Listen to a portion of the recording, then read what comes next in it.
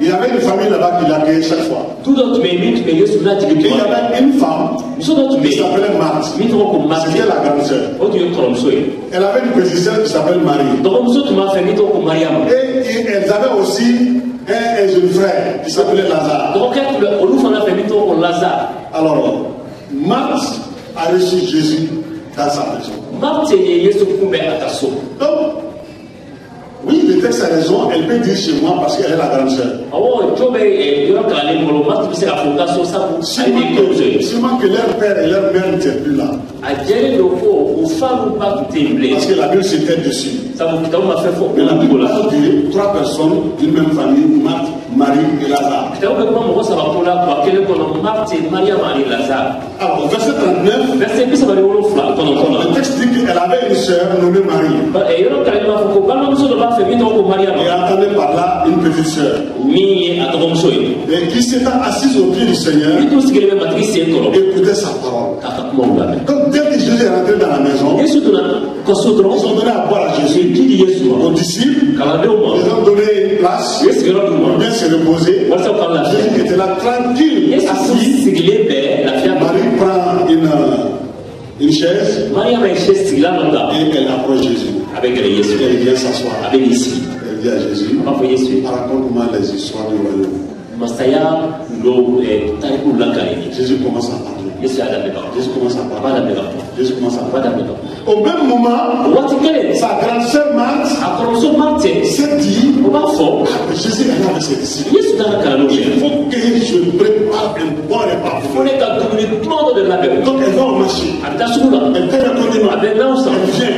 Marie est en train d'écouter Jésus. Elle rentre dans la cuisine. Elle fait le feu. Elle commence à préparer. Alors elle bouge. Elle va par là.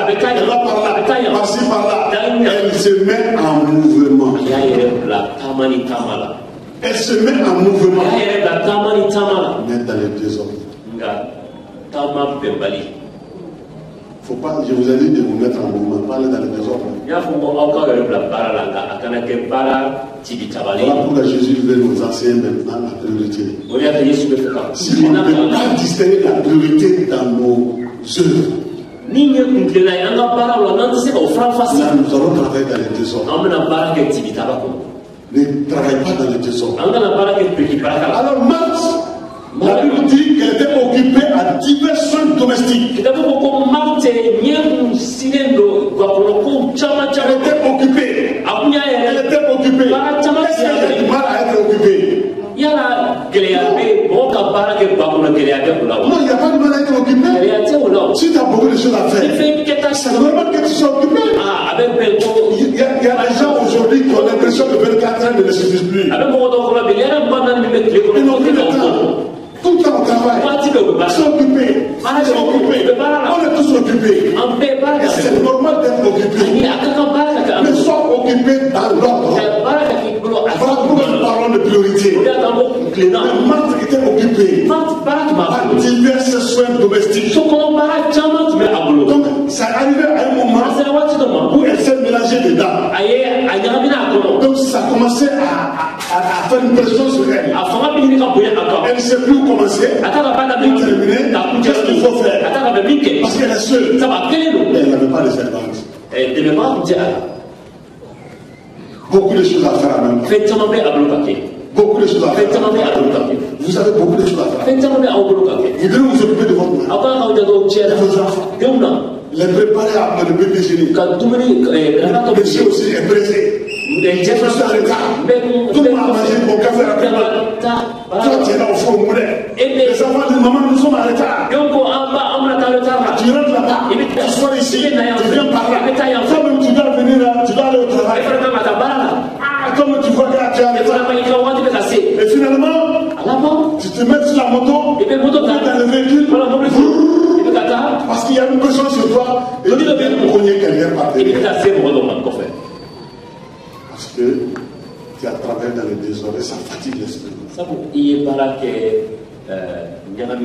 Si tu devais servir le Seigneur, cherchez la priorité. Ne travaille pas dans le désordre. ne travaille pas dans les désordres. Celui qui travaille dans les désordres, qui fait beaucoup, c'est-à-dire que tu vas faire le parcours de les traces de ton pied, mais tu ne verras pas de résultats. Tu ne verras pas de résultats. Femme, la priorité, c'est connaître Jésus et le servir. Marthe veut faire quelque chose pour Jésus. Marie veut faire quelque chose pour Jésus. Le texte est intéressant. Hein? Nous avons dans cette maison, dans cette ville, Béthanie, nous avons une maison. Une maison. Et cette maison, aujourd'hui, j'ai dit que c'est un mouvement ça. Vous êtes une maison. Et il y a 3 types de personnes dans cette maison. 3 types de personnes. Marthe, Marie et Lazare. Ça c'est nous. Il y a des Marthe ici. Il y a des Marie ici. Il y a des Lazare ici. Vous allez voir. Et les 3 types de personnes vont donner 3 types de services à Jésus. Les 3 types de services sont faire la cuisine pour Jésus, rester indifférent à Jésus et apprendre à connaître Christ. Marie veut faire la cuisine, et Marthe veut faire la cuisine pour Jésus. Lazare est indifférent. Jésus vient, ça ne dit rien. Jésus fait tout. Il mange, il remplit le ventre, il va jouer son ballon. Voilà. Ça ne dit rien. Il est indifférent face à Jésus. Marie apprendre à connaître Christ. Elle vient au pied de Jésus. Voici les 3 types de services venant des 3 types de personnes dans une même maison. Mouvement Sarah. Qui sont les Marthe? Qui sont les Marie? Qui sont les Lazare? Et les 3 types de personnes ont une réponse pour Jésus. Et on va les voir encore dans Jean chapitre 11 et 12. Jean chapitre 11, vous allez voir que Lazare qui est indifférent là tombé malade. Jésus l'a fait plusieurs fois dans cette maison. Il vient plusieurs fois dans cette maison. Mais Lazare ne s'est jamais intéressé à Jésus. Maintenant c'est lui qui tombe malade. Et gravement malade. Ça va inquiéter les 2 sœurs. Elles sont vues. La personne qui peut nous aider maintenant, c'est Jésus. Comment est-ce qu'on va l'avoir? Ils ont appris que Jésus est à côté à Bethphagée. Ils ont envoyé quelqu'un dire Jésus, il va mourir. Jésus a dit, d'accord, j'ai compris. Mais mon temps n'est pas arrivé. Il est resté 1 jour, 2 jours, 3 jours, 4e jour. Alors, quand il a compris maintenant que Lazare est mort, il a enterré. Il dit maintenant allons à Bethanie. Notre ami Lazare, il dort. Avec ce qu'on dit, mais s'il dort, il va se réveiller. C'est naturel ça. Il dit non, il est mort. Voilà. Je vais aller le réveiller. Chaque fois que je viens dans cette famille, ce garçon ne s'intéresse pas à moi. Ces 2 sœurs s'intéressent à moi. Mais ce garçon-là, il ne m'a jamais écouté. Il n'a jamais cherché à savoir qui je suis. Mais je l'aime. Je vais le réveiller. N'attends pas des femmes comme ça dans nos églises. Hein? Ils viennent à l'église pour d'autres intérêts. Pas pour chercher Jésus. Pas pour rencontrer Christ. Pas pour rencontrer Christ. Ça veut dire l'affaire de Jésus, il y a plusieurs femmes, l'affaire de Jésus ne les intéresse plus. Même dans nos familles, nous avons des enfants qui se moquent de Jésus. Ils vont te dire, maman, tout le temps Jésus, mais toi là, Jésus est dépassé. papa, maman, comment ça va te dire, je m'en fous de Jésus? Alors j'ai à l'église sans fou. Et tu as même peur de le réveiller. Nous avons ces enfants chez nous. Indifférents à tout ce qui est de Jésus. Mais Jésus les aime. C'est pourquoi ces personnes comme ça, quand le jour où Jésus va décider de les rencontrer, pour ouvrir leurs yeux, il va trouver l'occasion. Voilà, il va attendre qu'ils tombent malades, ou bien qu'ils aient un besoin que personne ne peut régler. À ce moment, ce jour-là, il va ouvrir les yeux. Pourtant, ma maman me parle de Jésus. Mon père me parle de Jésus. Aujourd'hui, là, j'ai besoin de toi, Jésus. J'ai besoin de toi. L'indifférence, ça ne sert pas Jésus. Ça ne sert pas Jésus. Et dans Jean 12, alors quand dans Jean 11, Jésus va venir, va ressusciter Lazare. Et dans Jean 12, Jésus revient encore dans la même famille. Avec Lazare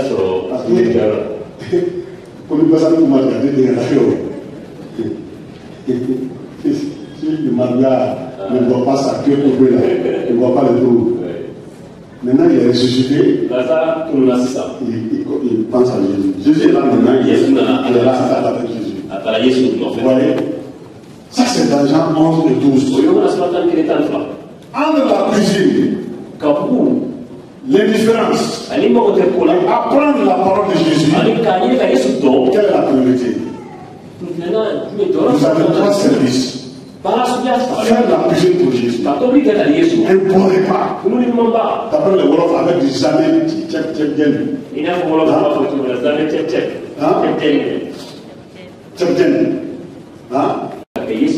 raconte-moi les histoires de mon Jésus.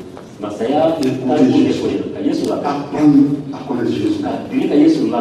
Parmi ces trois services, quelle est la priorité? Apprendre à connaître Jésus.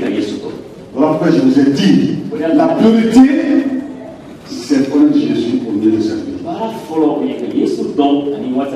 Apprendre à connaître Jésus. C'est pourquoi le ministère, je ne connais pas le nom de sa mère. Je ne sais même pas quel diplôme il a. Qu'est-ce qu'il fait? Ouais. Je dis seulement il s'appelle Philippe. Est-ce que je l'ai bien présenté? Non. Il y a beaucoup de détails qui manquent.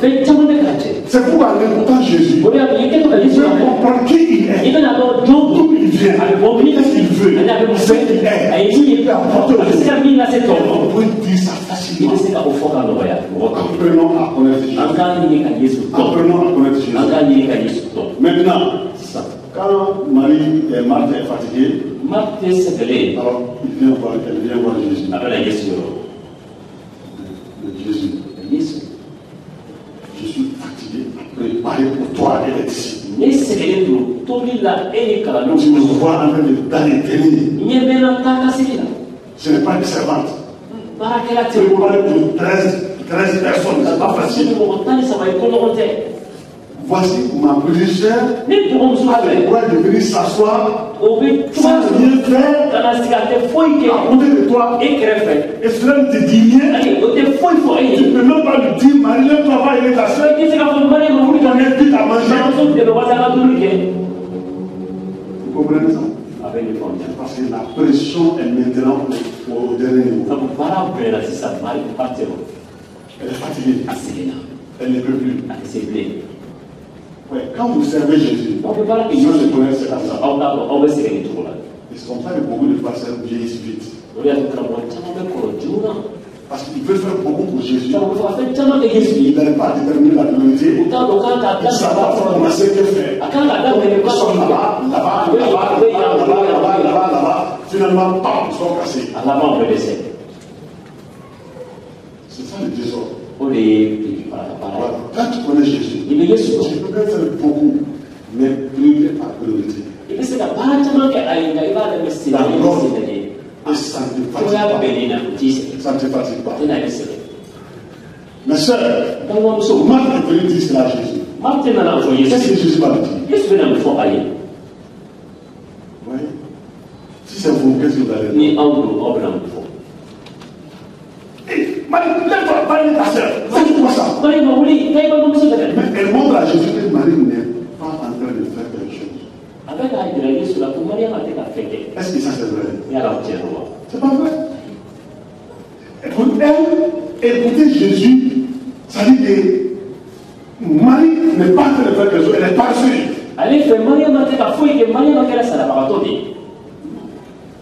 Et Jésus va lui montrer que non, elle est en train de faire quelque chose.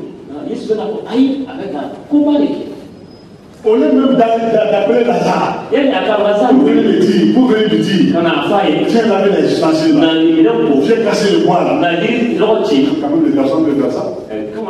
Elle n'a pas fait ça. Et c'est Marie. Elle va indexer. La bonne part, c'est apprendre la parole de Jésus. Jésus a tranché. Il va dire à Marthe, Marthe, deux fois. Quand quelqu'un t'appelle, une fois, deux fois. Moi je me rappelle quand notre maman voulait nous donner un conseil avec insistance. Il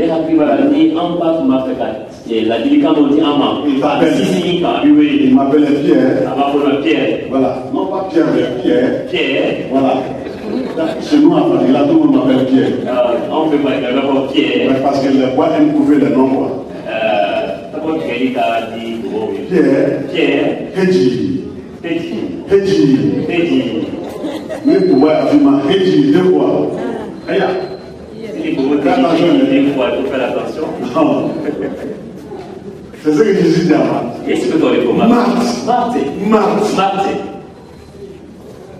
Tu t'inquiètes pour beaucoup. Tu es en train de faire beaucoup. Qui te fatigue et qui t'amène à l'inquiétude. Jésus voit tout ce qu'elle a pu faire. Et elle fait ça pour Jésus. Mais Jésus dit, tu t'inquiètes pour beaucoup de choses. Et qui te fatigue. Ta chère Marie a choisi la bonne part. Cela ne lui sera pas ôté. Non, je n'ai pas la dire de s'élever pour la l'éternité. Ce qu'elle a choisi là, au milieu de ce qu'elle est en train de faire. Jésus est le seul lieu placé pour juger nos œuvres. Voilà pourquoi la Bible donne cet exemple pour nous enseigner. Jésus déclare par là que ta sœur Marie a choisi la priorité. Et la bonne part, c'est la priorité. La priorité, c'est la bonne part. La bonne part. Rentrons dans les détails. Qu'est-ce que les trois services nous apportent? Faire la cuisine pour Jésus. Qu'est-ce que cela apporte à Jésus? Hein? Quand vous préparez bien pour Jésus, qu'est-ce que ça peut apporter à Jésus? D'abord le bon repas. N'est-ce pas? Est-ce que c'est mauvais d'avoir un bon repas? C'est mauvais? Non. Ensuite, alors ça nous fait bouger beaucoup. Est-ce que c'est mauvais de bouger beaucoup? Non. Alors ça nous apporte la fatigue. N'est-ce pas? Ça peut te faire fatiguer. Et là on a vu que Marthe même est sous pression, elle est traumatisée. Donc il y a la pression, ça apporte l'angoisse et ça devient un fardeau.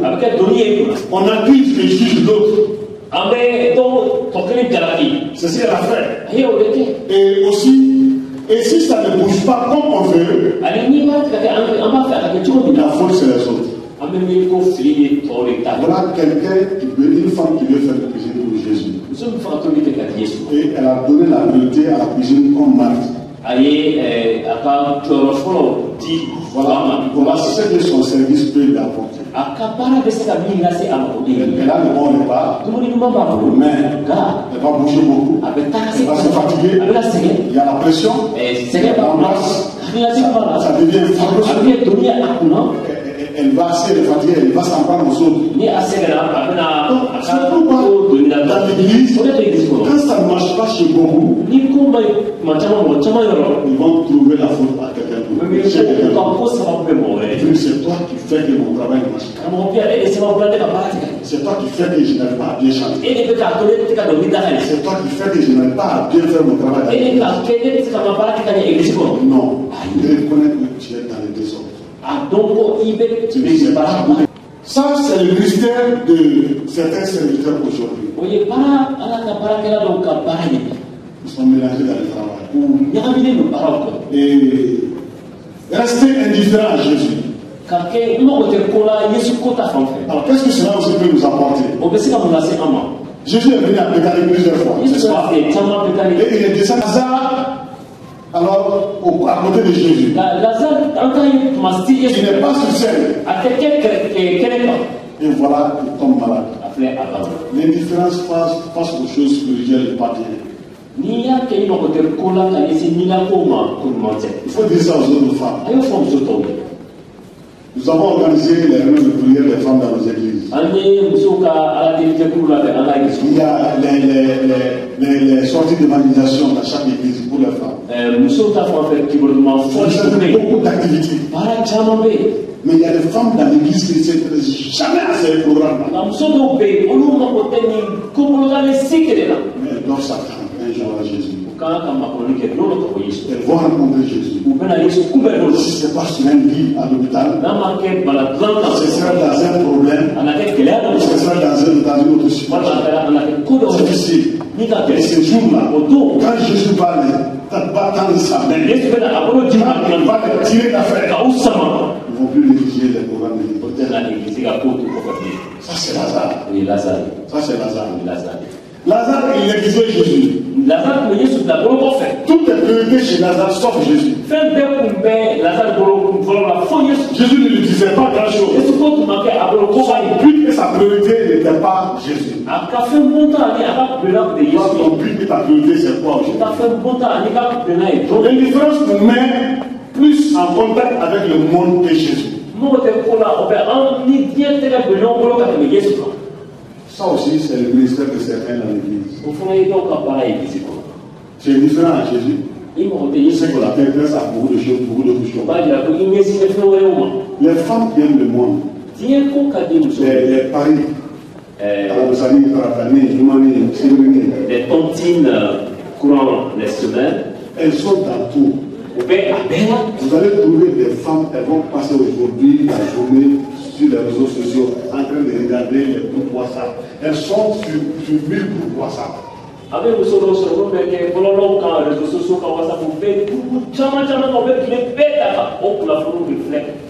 Et c'est ce qui les intéresse. Mais venez à l'église. Au programme de l'église, cela ne les intéresse pas. Vous voyez, quand on ne s'intéresse pas aux choses spirituelles, forcément on va s'intéresser aux choses charnelles. C'est l'un ou l'autre. Donc, ça aussi, je l'ai dit, c'est le ministère de d'autres personnes. Et la Bible dit que malheur à ceux qui font le service de Christ négligemment.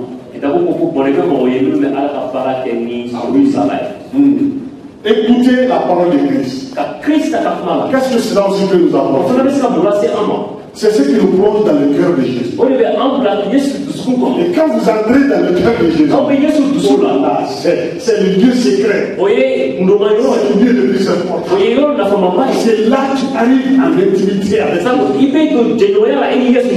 Femme, vous pouvez comprendre ça. Quand vous gagnez le cœur de votre mari, ça vous fait quoi?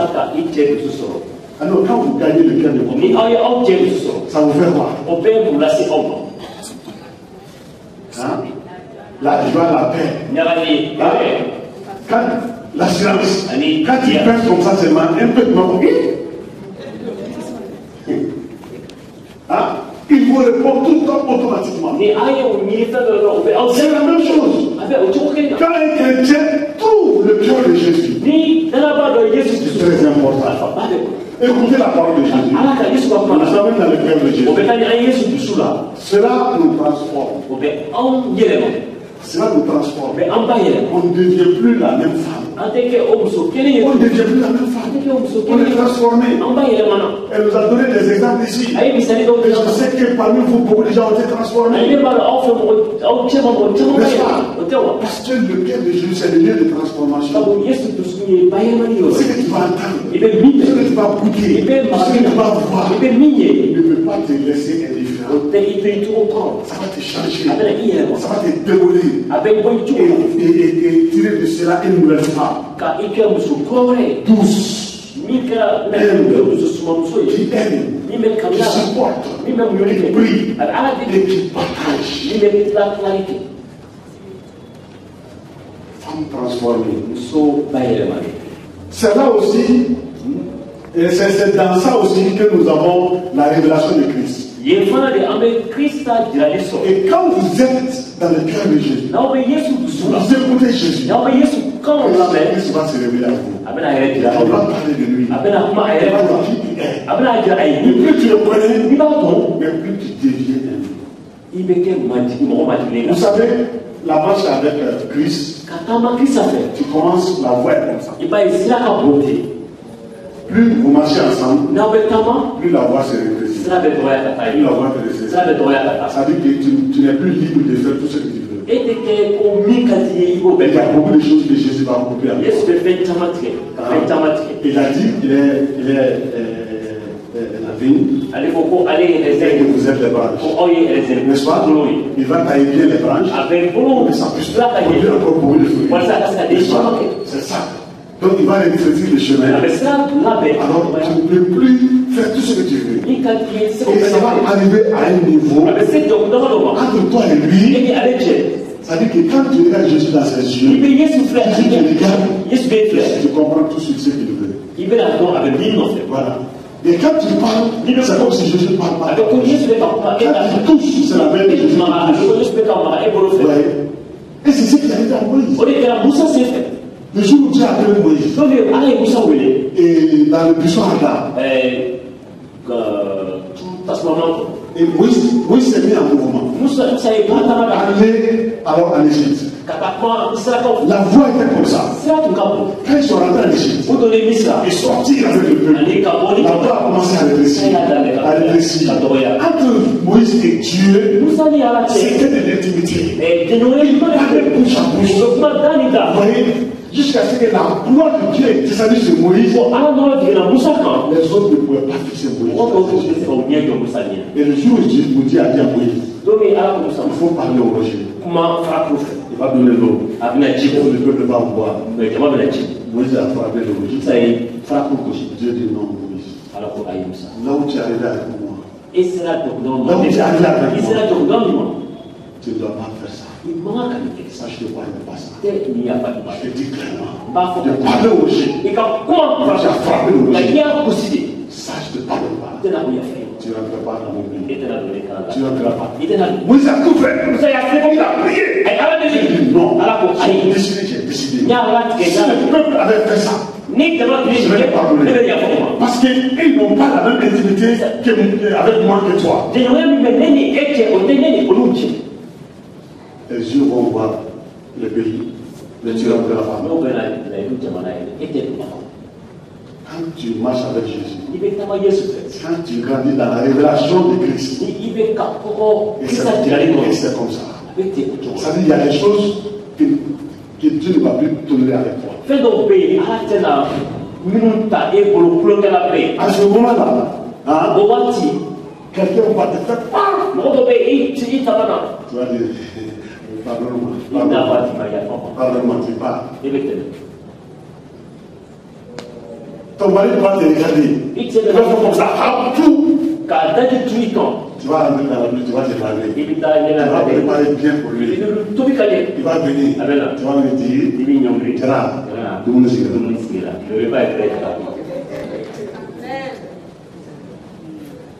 vous ne pouvez pas faire ça. C'est parce que votre relation avec Jésus est encore au niveau bas. Si ça atteint, ça même la moitié. Ça va faire le temps.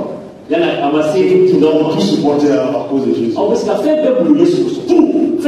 allez tout supporter. J'étais en conférence à Lyon. Il y a une femme qui est venue me dire, pasteur, j'ai compris ton enseignement. J'ai décidé de pardonner à mon mari. Mon mari, c'est le second après le pasteur dans l'église. Donc c'est le vice-président du pasteur. Mais mon mari vient la nuit avec sa copine. Et il me dit, viens me trouver sur le lit. Non, il vient me trouver sur le lit. Il me dit, lève-toi. Pas dehors. Je me lève, je viens m'asseoir dehors. Il rentre avec sa copine. Il fonce les deux. Il termine, il sort, je rentre, je me couche. Nous avons 8 enfants. Le pasteur le sait. Pasteur, qu'est-ce que je fais? Moi j'ai pleuré. Je n'avais jamais entendu ça. J'ai dit, toi tu supportes ça. J'ai dit, mais Larry, oui, enfant, je vais abandonner ça pour aller où? J'ai dit, Dieu va te bénir. J'ai prié pour elle. Continue à supporter. Voilà. Ouais. Ça c'est Dieu. Mais il y a des choses terribles. Femme, la révélation de Christ. Quand Christ se révèle à vous, dans sa plénitude, quand vous comprenez ça, et vous acceptez ça, vous vivez comme ça, je vous dis, même votre fils, votre fille, va venir dire, maman, lève-moi, et tu vas préparer pour elle. Adam, c'est ce qu'il a fait dans l'Éden. Mais encore, malgré sa Dieu est venu. Adam, où es-tu? Où es-tu? Va chercher ton mari. C'est le diable qui a de manipuler ton mari. Et Jésus dit, je veux me révéler à toi. Si tu me connais, tu vas pardonner. Tu vas vider ton cœur. Tu vas accepter. Tu vas encore bénir ton mari. Et je vais l'occasion un jour pour vous ramener ton mari. Et je vais te le dire. Voilà. La connaissance de Jésus-Christ nous amène dans le cœur de Christ. C'est pour cela la femme comprend ça, accepte et accepte.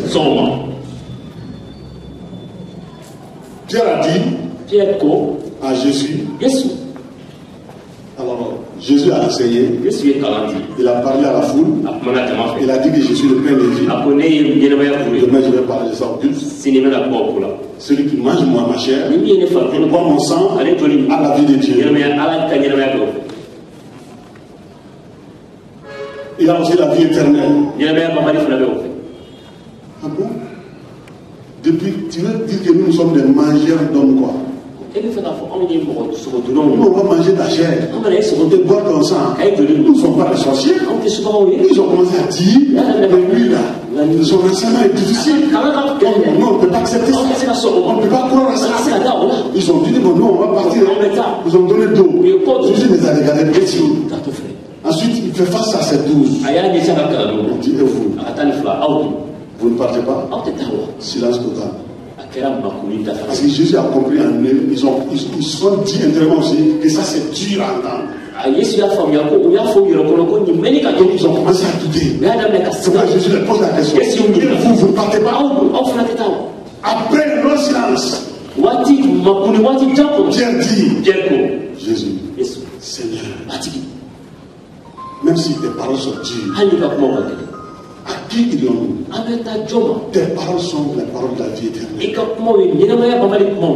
On a jamais entendu ces paroles-là de la bouche de quelqu'un d'autre. Donc on va rester avec eux.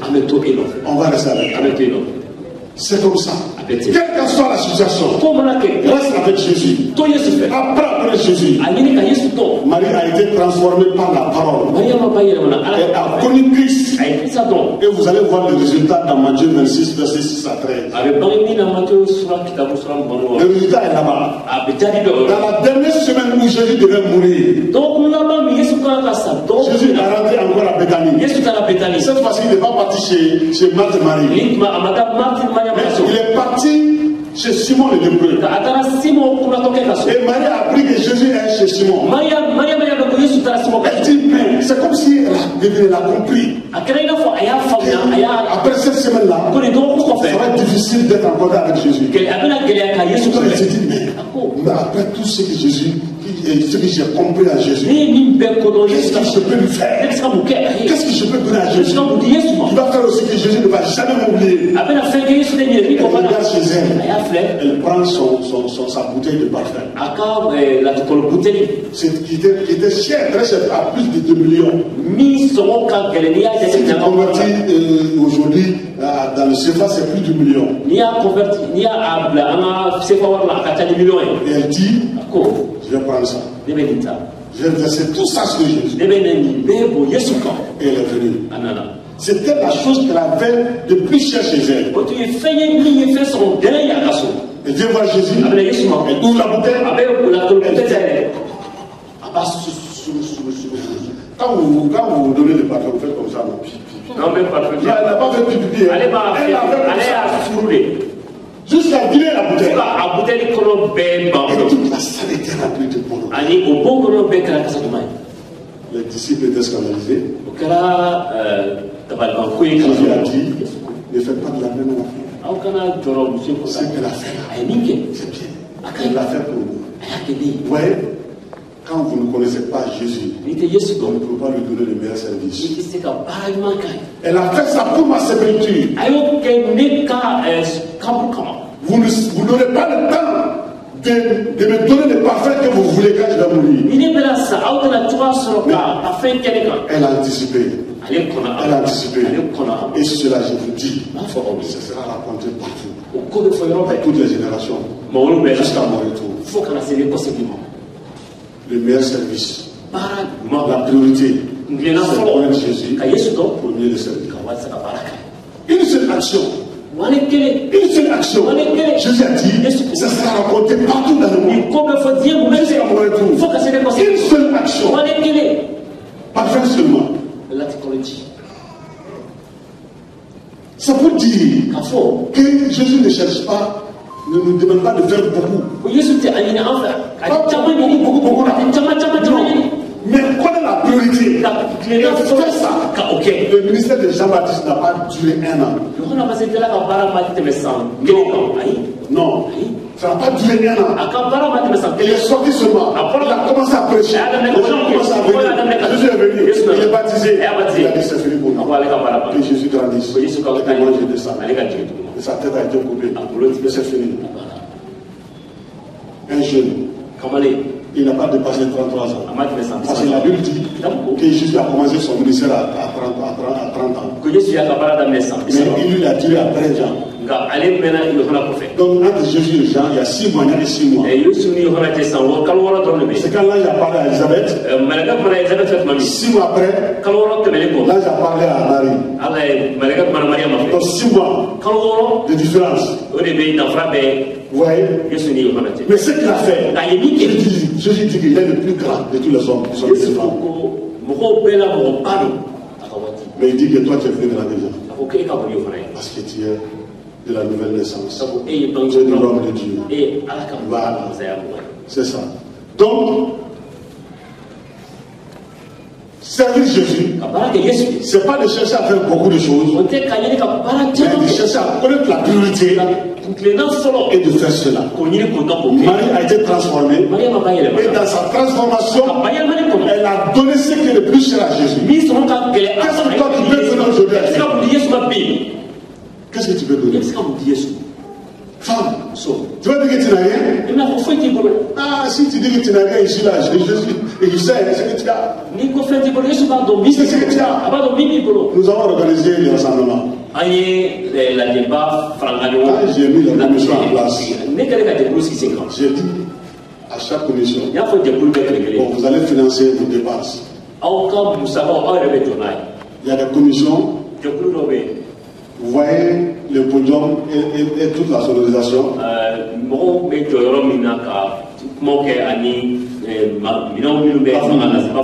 Ça a coûté 4,5 millions. C'est un jeune qui l'a donné. Seul. Vous voyez tous ces courants-là. Ce sont des gens qui les ont transportés. Leur transport aller-retour, leur nourriture sur la route. Vous voyez tous les décors là. Tous les décors là. C'est la commission qui a financé. Et c'est comme ça qu'on a financé. Vous voyez, les gens ont donné, déboursé des millions. Ils ont fait ça pour Jésus. Pas pour quelqu'un. Pas pour moi, mais pour Jésus. Et c'est comme ça. Et quand vous connaissez la priorité, dépendant de votre niveau de connaissance de Jésus, avec de votre argent, un chrétien peut avoir du milliard. Mais s'il ne connaît pas Jésus, je vous assure, vous allez lui demander, donner une lettre de quête. Il va vous insulter. Il va vous insulter. Je connais des chrétiens qui sont milliardaires. Mais ils n'ont pas donné un franc. Je suis allé voir certains d'entre eux. Ils n'ont rien donné. Je ne les en veux pas parce que c'est leur niveau de connaissance de Jésus. Il y en a qui sont très bas ici. Mais il y en a qui sont ici. Il y en a qui sont là. Il y en a qui sont là avec Jésus. Et ils ne calculent pas. Tu parles de Jésus seulement, il leur donne. Et Jésus aussi le donne. Jésus aussi le donne. Et c'est comme ça. Femme, tu connais Jésus jusqu'où?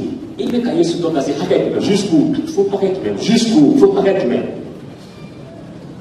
La bonne part, c'est la priorité. La priorité, c'est apprendre à connaître Christ à sa parole. Il faut être vous avec la lecture de la parole. La lecture de la Bible. Commencez à lire les évangiles. Commencez à lire les évangiles. Vous voyez, quand Jésus parlait aux Juifs, il les a dit, je suis le pain qui est descendu du ciel. Mais ils ont regardé Jésus. Mais tu nous prends pour des dingues. Comment tu, toi qui es là sur tes deux pieds là, tu peux être le pain qui est descendu du ciel? Parce qu'ils ne savaient pas d'où vient Jésus. Ils ont rejeté Jésus, qui n'est pas leur Messie. Parce qu'ils disent que le Messie vient de la descendance de David. Donc pour eux, le Messie va venir comme un roi. Avec puissance. Mais ils n'ont pas été intelligents pour fouiller dans les textes. Aller dans la généalogie de Jésus pour voir d'où il vient.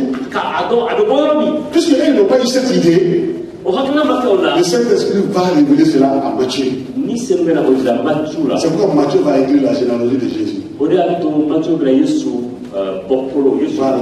Jésus vient de jusqu'à monter à Abraham, jusqu'à David. Pour montrer, parce que chez les Juifs, Abraham et David occupent le centre de leur vie. Il va les montrer. Jésus est fils d'Abraham. Donc il est le Messie que vous attendez. Les généalogies là, c'est pas gratuit. Hein? Il y a des chrétiens qui n'aiment pas lire ça parce que c'est ennuyant. Non.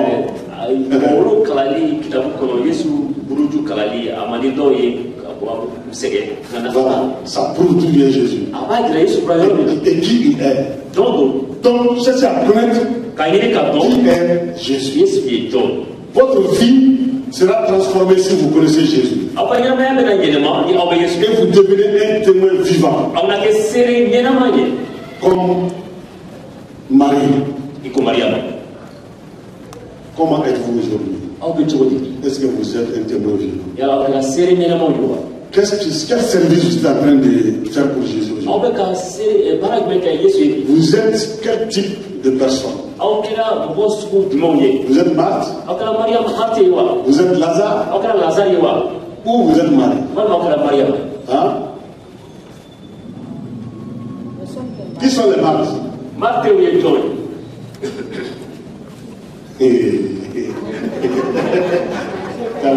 Personne ne donne le nom de Judas à son enfant.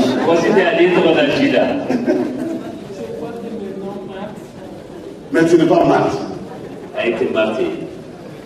Qui sont les Lazare? Bon, qui sont les Marie? Amen. Amen. Il en soit ainsi. Soyez des maris. C'est ça la priorité. Soyez des maris. Il ne faut pas que cet enseignement rentre ici et soit ici. Recevez cela. Retenez-le. Mettez ça dans votre cœur. Cherchez à connaître Jésus. Jésus montre ma qui tu es. Je vais te voir. Je vais te connaître. Je vais te servir. Je ne peux pas te servir alors comme je veux. Mais je vais te servir comme tu veux. Et c'est cela. Dieu vous bénisse. Que le Seigneur soit avec vous. Et soyez des maris. Amen.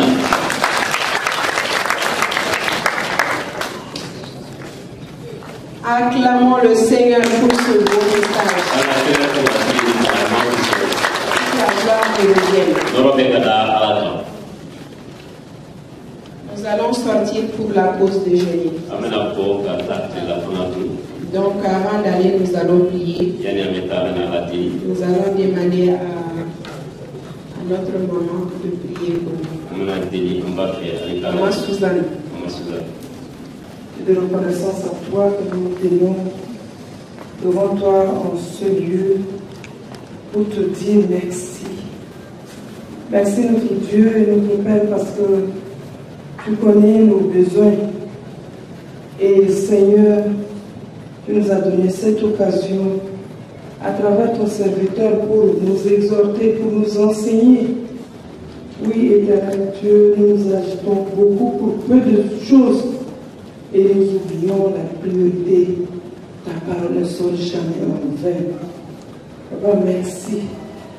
Merci pour ces paroles et nous te prions de vraiment nous aider à être des maris. À être des maris, Seigneur, à chercher à mieux te connaître pour te servir. Nous sommes toutes ici engagées avec toi, Seigneur, par l'ignorance.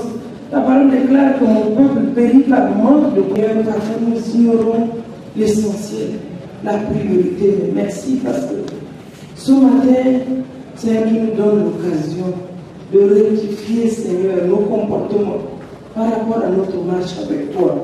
Seigneur, nous te bénissons, nous te louons, nous t'exaltons et du fond du cœur nous te disons toute notre reconnaissance. Et nous te bénissons aussi, Seigneur, pour ton serviteur que tu nous as donné pour nous équiper, Seigneur, de la sorte. Éternel Dieu, oui, que tu continues à laisser ton onction sur lui. Tu connais ses besoins. Oui, tu connais aussi, Seigneur, oui, ses occupations. Mais merci parce que, Seigneur, dans ton amour, il a pris son temps, oui, Seigneur, pour préparer cet enseignement, mais pour nous le livrer aussi, Seigneur. Nous te le recommandons afin que toi-même puisses continuer à nous combler, à recharger, Seigneur, cette batterie déchargée, Seigneur, en nous enseignant.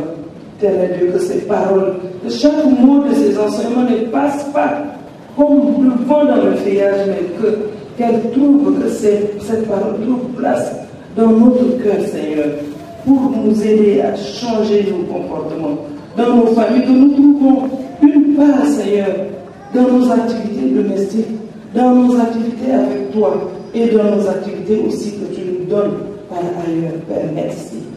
Merci. Merci la joie de bord. Que toute la gloire revienne à toi et à toi seul, dès maintenant et pour l'éternité.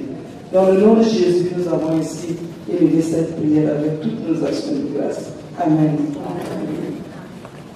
Amen. Amen. Donc nous allons sortir derrière. Et nous serons servis par la jeunesse. Donc les pasteurs seront dans notre côté où nous allons prier la plus. Donc on se retrouve à...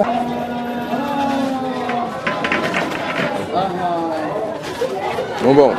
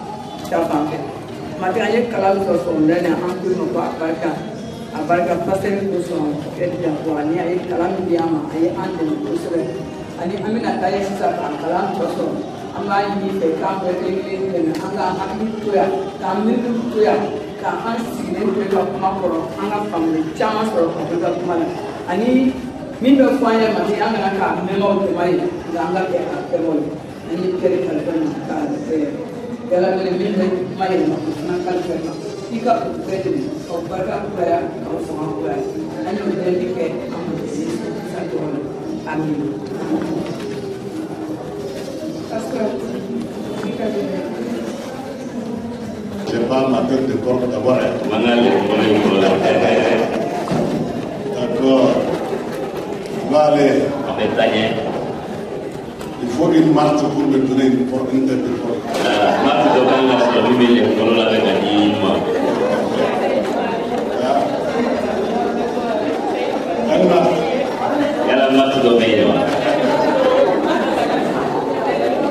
Mais attention, Jésus n'a pas dit à Marthe que ce qu'elle fait là n'est pas bien. Mais comparé à ce que Marie a fait, donc il a dit Marie a choisi la bonne part. Tout le thème, recherche et mobilisation des gagneuses d'âme.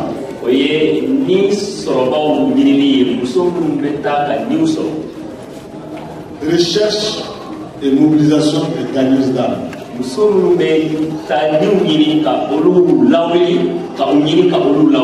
Autrement dit, Jésus te cherche et il veut faire de toi une gagneuse d'âme. Donc, une femme qui va gagner une autre personne pour lui. C'est ce que Jésus veut faire avec toi. Et ça, c'est son but pour toi. Il ne veut pas te voir à côté, mais il veut te voir dans son rang, dans son équipe. Son équipe d'évangélisation. Jésus a une équipe d'évangélisation. Lui-même, il est devant. Et il veut que tu sois dans cette équipe.